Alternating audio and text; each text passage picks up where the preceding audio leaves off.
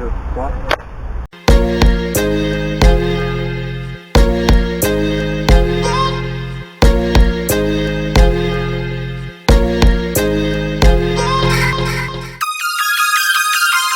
Salut à tous, aujourd'hui on est pour une partie de pêche là et en ce moment même j'ai pas eu le temps de lancer ma ligne, j'ai juste posé mon vif dans l'eau. Il y a un brochet qui a mordu, je vous montre ça en image tout de suite là. On va le mesurer, mais il est pas mal, hein, ouais. Franchement. Hein? Ouais.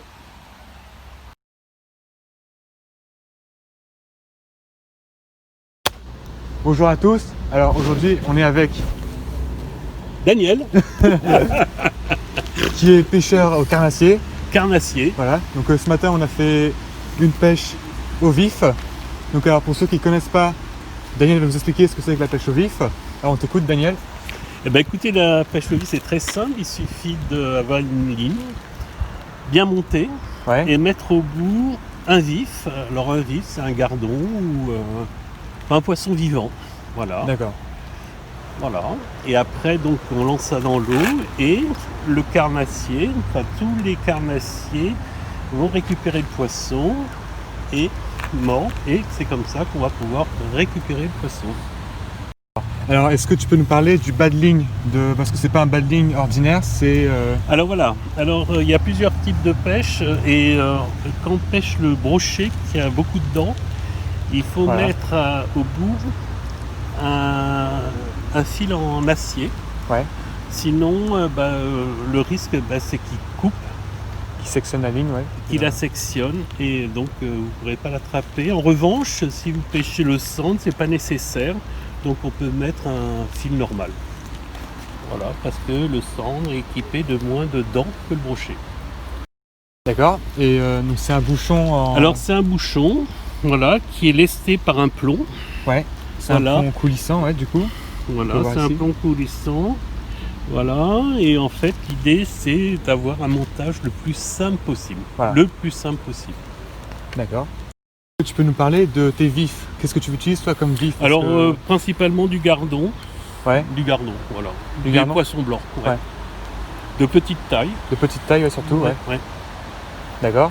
Et est-ce que tu as une astuce pour pêcher en vif? Non, j'ai pas l'astuce principale. Bon, il faut effectivement mettre sur des trous d'eau principalement Ouais. et en fonction de l'heure. Alors, c'est vrai qu'il est important de savoir que le brochet se pêche plutôt le matin de bonne heure ou vers midi. D'accord. Bon là, en l'occurrence, on est arrivé ici, il était aux alentours de 7h30, 7h. Ça n'a rien mordu, on a eu quelques touches durant la matinée, au début de matinée, puis ensuite on a eu, c'était le grand vide quoi, pendant plusieurs heures. Et c'est seulement maintenant, il n'y a même pas 10 minutes quoi, que ça a bien mordu, il y a eu un brochet, à 11h30 quoi. Donc Voilà, voilà. donc ouais, C'est c'est ça, exactement ça. Donc soit le matin de bonne heure, soit vers midi. Voilà. En fait, le brochet, il a l'habitude, comme les humains, de manger le matin ou à Ouais. midi. Ouais, on m'avait dit que le brochet, il mange matin, midi et soir. Voilà, exactement. Alors beaucoup de gens vont pêcher plutôt le soir, vers 6-7 heures, et là effectivement c'est intéressant. Ok. Tu peux nous parler de là où tu pêches, sans dévoiler tes... Non, alors pardon, bien mais- sûr, là c'est le Loiret, donc le Loiret c'est intéressant, c'est un affluent de la Loire, Ouais. qui est régulé par plein d'écluses, et c'est vraiment un endroit sympa où il y a plein d'oiseaux. Ouais. Voilà.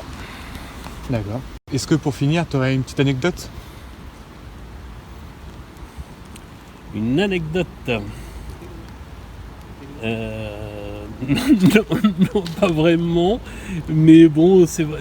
Non, mais qu'est-ce que je veux dire Attends, là, il faut que je réfléchisse. Là. Ouais. Bah, déjà, on peut parler déjà c'est passé il y a 10 minutes quoi, avec le brochet, donc avec l'hameçon quoi, qui a... Oui, alors l'anecdote, là, le brochet qu'on a pris ce matin, c'est en retirant ma ligne parce que on devait plier. Le brochet s'est pris à 3 mètres du rivage. Il a pris ma proie. Et c'est comme ça que j'ai pu le ferrer. Voilà. Ah, donc c'est au moment où tu as ramené ta ligne que Exactement. tu l'as ferré quoi. Exactement. tu J'ai l'as senti une mordu. résistance que j'ai trouvé bizarre et j'ai ferré. D'accord.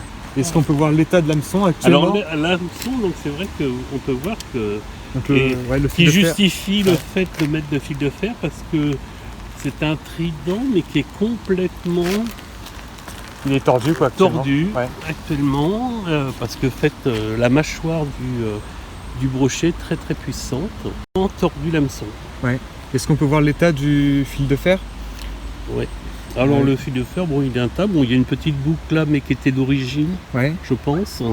Mais par contre ce qui est important c'est se concentrer sur l'hameçon et voir la puissance de la mâchoire d'un brochet. Donc le brochet il faisait quelle taille à peu près là?